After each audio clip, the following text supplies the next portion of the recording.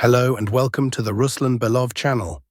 Today we will discuss the situation in Ukraine as of June 10, 2025. A large number of events took place today, so let's get started. This is the kind of map being published today by various sources, mostly pro-Ukrainian ones. On this map, we can observe the approximate flight routes of Russian missiles and drones. And if you take a look at it, you'll notice that almost all the strikes were concentrated on the capital of Ukraine, the city of Kyiv. According to some independent experts who monitor and track this situation, the Russian Federation reportedly launched approximately 70 to 80 drones last night, along with 4 Iskander-M missiles and 2 Iskander-K missiles. Again, all the strikes were aimed at the Ukrainian capital. However, if we refer to pro-Ukrainian sources, including the Ministry of Defense of Ukraine, they are reporting radically different figures. Today, the Ukrainian authorities claim that over the past 24 hours, the Russian Federation used a total of 315 aerial assets. According to Ukrainian sources, 277 of those were shot down. So take note, there is a very large and significant discrepancy. Independent experts speak of a maximum of 80 drones, while Ukrainian agencies report 315. That's almost a fourfold overstatement. And naturally, the Ukrainian side states that 277 of those were either shot down or intercepted using various equipment, giving a claimed effectiveness rate of 95%. But when we look at the real situation on the ground, it becomes clear that the picture presented by Ukrainian sources does not reflect reality. With that, we'll wrap up the discussion of the mass strike and move on to the front line. Let's start with the situation in the Sumy sector. Today, a large number of interesting geolocated videos and valuable information have come from this area. As usual, we divide the directions into 4 sectors: Western, Central, Eastern, and Southeastern. Today, we are seeing the Russian Federation move closer to launching a full-scale offensive in the Western sector. At the very least, a large number of videos are already being published from this direction, showing FPV drone strikes on settlements such as Kyiv and the surrounding areas. In these videos, we can see numerous instances of Russian drones destroying everything in their path: buildings, positions, equipment, and personnel. Looking back at the map, several strikes were recorded both in the settlement of Kyiv and in the settlement of Pizarevka, located further east. Notice that nearly all the strikes target key logistical routes. This area also contains several bodies of water, reservoirs, lakes, possibly rivers. Overall, this forms a logistical hub through Kyiv and Pizarevka, stretching northeast toward Unakivka. And we are now observing full control over this logistical hub. Essentially, the Ukrainian side has lost the ability to use these roads to supply the Ukrainian armed forces garrison located in the Unakivka and Yablunivka areas, territories that fall under the eastern and southeastern axes of the Russian offensive. Everything here is under full control. The Ukrainian logistics chain has likely become significantly longer, possibly even doubled in length. Now, the Ukrainian military has to supply its group in the Yablunivka and Unakivka area from the east, through settlements such as Myropilya and Velika Rybitsia, and then northward. All of these roads run very close to the border with the Russian Federation. However, there has not yet been any confirmed information about drone-based control in this specific area. Next, we move to the central sector of the front, where Russian units are advancing. Today, certain pro-Russian experts have reported a full clearing of the village of Vorakhin, a small settlement located between Novomykhailivka and Yablunivka. For now, we are not marking this area on the map, awaiting further confirmation or official statements from the Russian Ministry of Defense. But overall, as we've discussed in previous videos, the fighting in the central sector is nearing the end of the first phase of the offensive. The first phase concludes with the clearing of the first line of defense. The second phase will begin with battles for the second line. We're also receiving interesting news from the settlement of Unakivka. As a reminder, most cartographers have already nearly fully marked Unakivka as under the control of the Russian armed forces. However, as of the evening of June 10th, we still haven't received any footage, objective control data, or confirmation from the Russian Ministry of Defense about such a rapid advance. Nonetheless, pro-Ukrainian cartographers are surprising everyone today by marking new gains for the Russian forces. According to them, Russian troops managed to bypass Yunakivka from the western flank and take control of several farms in the area. These are small farming structures or possibly a larger complex. Based on their statements, this territory is now under Russian control. Let's compare the map for clarity. First, let's take a look at the situation as of the evening of June 9, 2025. At that time, the northwestern part of Yunakivka was under Ukrainian control. Today, we are receiving information about a full clearing operation and an additional cutoff along the N07 highway. At the moment, the Ukrainian army still retains the ability to conduct evacuations, deliver ammunition, rotate troops, and carry out other military operations via individual forest belts located between the settlement of Mariino and Yunakivka, as well as through the settlement of Osadki. These are the routes the armed forces of Ukraine are currently using, and we can observe that there is still some capability to hold this settlement for the time being. However, the Russian army is increasing pressure, and all supply lines have effectively been cut, which will likely soon affect the condition of the Ukrainian contingent in this area. As for the Tetkino section of the front, as we discussed yesterday, a turning point in the fighting appears to have occurred. The main assault units, the 33rd, 225th, and 425th Regiments of the Ukrainian assault forces, have lost their combat effectiveness and are being withdrawn for replenishment. Today, reports indicate that the 47th Mechanized Brigade has taken over the main assault operations here. However, no map adjustments have been made. In the near future, we may see the map begin to shift in favor of the Russian armed forces. Next, we move to the Kupiansk sector of the front. Regarding the settlement of Kupiansk itself and the pocket located to its east, there have been no map changes. Over the past day, the Russian armed forces have been targeting Ukrainian forward positions using artillery and aerial bombs. In the footage, we can observe previous strikes with Kh-38 missiles and FABs against Ukrainian logistics in this direction. Still, no frontline adjustments have occurred. Moving on to the Lyman section of the front, the situation is similar. A few days ago, the Russian armed forces successfully encircled the settlement of Zelenaya Dolina around June 4th to 6th, 2025. Since then, no further updates on Russian advancement have been reported. It is possible that in the near future, the Russian military will release footage from the area confirming control. For now, the map remains unchanged. Now we arrive at probably the most important and most interesting section of the front over the past 24 hours, the Siversk direction. Since early morning today, a large number of independent experts, mostly pro-Western, pro-Ukrainian and neutral, have begun sounding the alarm about a rapid Russian advance toward the settlement of Serebryanka. Several independent sources, both pro-Russian, neutral and pro-Ukrainian, have confirmed that Russian forces have entered the southeastern outskirts of Serebryanka and are currently conducting active assaults. Summarizing all this data from the past 24 hours, Russian forces appear to be operating within this red zone on the map. Fighting is already taking place inside Serebryanka itself, and in the near future we may see updates on various mapping platforms. It's possible that the Russian armed forces could break through the Ukrainian defenses in this sector and force Ukrainian units to retreat. Overall, this is a logical continuation of developments in the Siversk area over the past few days. Let's briefly recap what has been happening there since the beginning of June. First, the update frequency has increased, and overall, the latest developments speak for themselves. There has been a high level of artillery activity, FAB bomb strikes, and drone attacks observed throughout the area around Siversk, from Zvanivka and Vyemka, through Siversk and Novoselivka, to Serebryanka and Hrihorivka.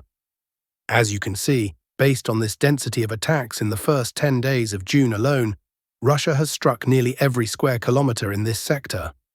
Of course, not all geolocated events make it onto the maps. This may represent just a fifth of what's actually been published, but even this level of concentration makes clear how intensively the Russian army has operated here over the past 10 days. The most important footage has come from the north and south of Siversk. Let's start with the northern footage. This video was published on June 8, 2025. It shows Russian forces identifying explosives planted under the supports of a bridge in northern Siversk during reconnaissance. and then an FPV drone strike causes a complete detonation, collapsing the bridge. This bridge had been used by Ukrainian units to maintain logistical links between the eastern and western parts of Siversk and to support forces in Serebryanka and the Serebryanske forestry area. A few days earlier, similar footage emerged from the southern part of the settlement, published on June 6, 2025. Here again, during reconnaissance, Russian forces discovered explosives under the supports of another bridge. An FPV drone strike triggered detonation, and the southern bridge also collapsed, effectively cutting off the southeastern part of Siversk from the rest of the territory. These strikes effectively marked the beginning of Russia's offensive. It now becomes clear why the Russian military left these bridges untouched for so long. They could have been destroyed years ago, perhaps even in 2022, but Russia allowed Ukraine to continue using them to supply its garrison in the eastern parts of the Siversk sector. This likely lulled Ukrainian forces into a false sense of security. Now, with the bridges gone, it's becoming clear that there are no alternative supply routes into the eastern and northeastern parts of Serebryanka. The Russian army is now taking advantage of this situation and pushing northwest. While logistical problems will likely be resolved in the near future, the Russians may have a 3 to 7 day window in which to break through Ukrainian defenses and seize Serebryanka. If Russia fully captures Serebryanka and pushes Ukrainian forces westward or southwestward, this will trigger a total collapse for Ukrainian troops currently stationed in the Serebryanske forestry. We are talking about a large area. Currently, most of the logistics through Siversk are routed through Serebryanka. If Ukraine loses this village, it will be forced to urgently realign the front line, which could lead to a withdrawal from nearly half of the yellow highlighted territory, either without a fight or at great risk of encirclement. In any case, taking control of northern Serebryanka and the surrounding forest would mark the beginning of the battle for Siversk. This is not just a local tactical gain, it marks the start of a larger assault. The offensive is beginning from the suburbs and strongpoints. If Russia secures Serebryanka, it is unlikely to stop there. Finally, we move toward the settlement of Kostiantynivka. There is also a significant flow of information from this sector today. Russian forces have continued advancing along the flanks. Several cartographers have updated their maps to reflect gains already reported yesterday. Additionally, there are reports of Russian units advancing from Novoalenivka northeastward toward settlements like Stepanivka. Also, Russian forces are reportedly moving from western Yablunivka toward its eastern outskirts. At least, this information is currently being disseminated by several relatively reliable pro-Russian sources. So far, no official footage confirming these advances has been released. Next, we move toward the M32 highway. Today, the main events are unfolding along the Shevchenko 1 line and further northwest toward the settlement of Koptyeva. Some pro-Russian analysts are noting that the Russian armed forces have managed to break through the Ukrainian defensive line and enter the area of Koptyeva. So far, this information has not been confirmed by the Russian Ministry of Defense or by objective control footage, but the sources sharing this data are generally considered reliable. If this information is confirmed and Russian units have indeed advanced into the area of Koptyeva, we can expect the front line to align along the axis from Myrolyubivka northward toward the settlement of Myrna, then through Koptyeva and further northeast toward Popov Yar. Should a stable foothold be established in this configuration, it would open a window of opportunity for the Russian army to launch an assault on Novoe Ekonomichne from the north and northeast. This could potentially lead to the complete collapse of the front line and the overall disintegration of Ukrainian defenses throughout the Pokrovsk agglomeration. Now we move on to the town of Pokrovsk itself. As usual, there hasn't been any official news from this area in recent days. However, I would like to draw your attention to the growing number of objective control videos coming in from the direction of the settlement of Novopavlivka.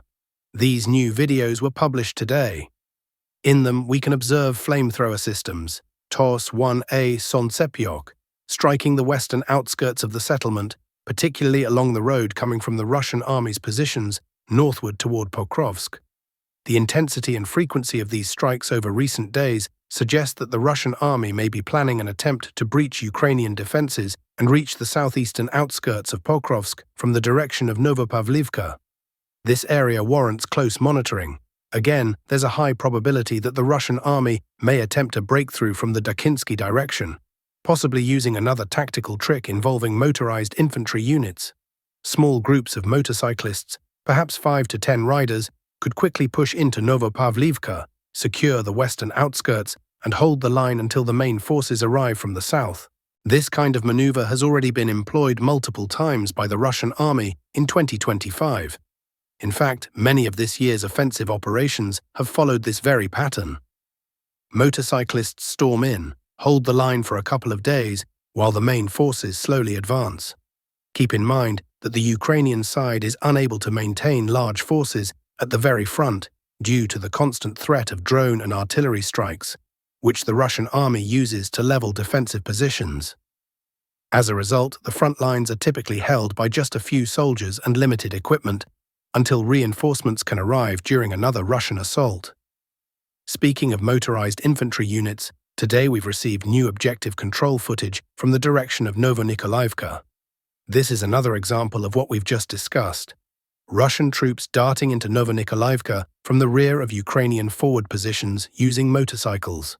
A significant number of airborne troops enter the settlement, establish a circular defense, and hold their positions while additional Russian forces gradually move in.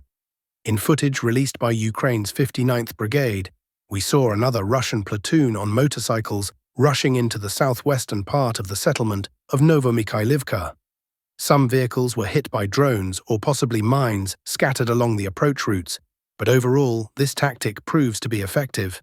Not only that, but the Russian army continues to refine this approach with each new assault attempt. Based on this footage, we updated the control map. We haven't yet updated the southwestern section of Novomykolivka itself, but at the very least, we have recolored the area behind the southeastern part of the settlement. Next, we move to the Dnipropetrovsk direction, to the Novopavlivka section of the front. Today, the most significant footage is coming from the settlement of Alexievka. It appears that the Russian 114th Brigade is returning to combat duty. These are the first images we've received from this unit in a long time. Once again, this brigade is in action, and once again, new footage is emerging from within Alexievka. In the first seconds of the video, we can see Russian assault troops clearing Ukrainian strongpoints one by one. The rest of the footage contains a lot of violence and scenes unsuitable for public viewing. In the second half of the video, we see drone footage flying over the settlement. In the final seconds of the video, there are at least 4 separate moments where Russian soldiers raise the flags of the 114th Brigade of the Russian armed forces in different parts of Alexievka. At the end of the video, the author even created a small map showing the exact locations where the Russian flags were raised. However, OSINT analysts have only been able to geolocate 2 of these flags within Alexievka, one here and one here. If we revisit the video, we can see that, according to the author, one of the flags was raised on the far western edge of the settlement, approximately here. For now, we are not updating the western part of Alexievka in favor of Russian control, although some cartographers have already jumped ahead and fully recolored the settlement as under Russian control. If we sum up everything that has come in over the past 24 hours, this is the approximate zone of control now being drawn by both neutral and pro-Russian mapping communities. Pro-Ukrainian cartographers and analysts have not yet commented on the situation in Alexievka. However, there is a strong likelihood that in the coming days, the Russian Ministry of Defense will confirm full control over the village. We may also see additional geolocations and more video episodes of Russian flags being raised in various areas. If this information is confirmed, there appear to be no remaining barriers for Russian forces to advance along the line of settlements from Zeleny Kut through Novoukrainka and toward Dakhne. It seems likely that the Russian army will continue advancing along this route. This would also allow Russian forces to align the front along the settlements of Kamar, Dakhne, and Horykeva, potentially entering the Dnipropetrovsk region. And that's all for today, dear friends. Thank you for watching. Don't forget to subscribe to the channel, hit the like button, and take care.